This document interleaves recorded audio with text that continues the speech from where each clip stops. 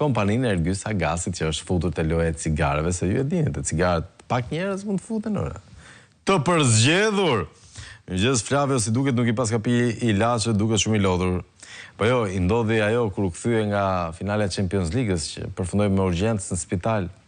I kushtoi dhe një gardisti shumë, për nese. Mëngjes, duket shumë i lodhur, këto votime kanë munduar disi zgjedhje do përsëritën të bëhet si në Kosovë. Dakord, përshëndetje. Ne të djathtëve po na shkon jeta diktaturë. Okej, agresive kjo.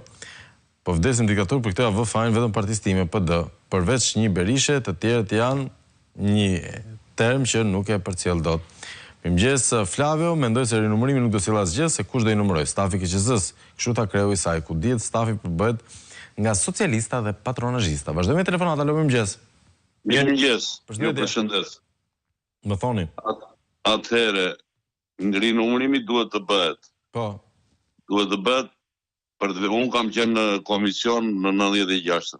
Dhe ne kemi mbushur kutijat në 96. E vërtet është kjo. Dhe ku gjendet gabimi të rinumërimi? Gjendet të proces verbalet. Sepse futen aq shumë vota, sa po ti bësh llogari në proces verbal, numërim të numërosh votat që janë prezent, me ato të fituara, e me ato kush i ka fituar, do dali një mishmash i tërë aty. Aty do dali. Prandaj duhet patjetër të bëhet rinumërimi. Jo se kush fiton Ali Mehmeti apo fiton Tabaku, nuk ka interes ajo. E para kjo. E dyta, Rama u shpreh një ditë në televizor që kur PD-ja thoshte rrush, ne mbushim koshat. Po. Do të thotë që atë që të regu u dha dje në televizor nga Berisha, ajo pjesa që e quajnë treni bulgar. Ai variant u përdore në 96 nga neve. E qartë. Prandaj rinumërimi duhet të bëhet edhe... Nuk është të shkoj dhe aq mirë pas asaj, jo?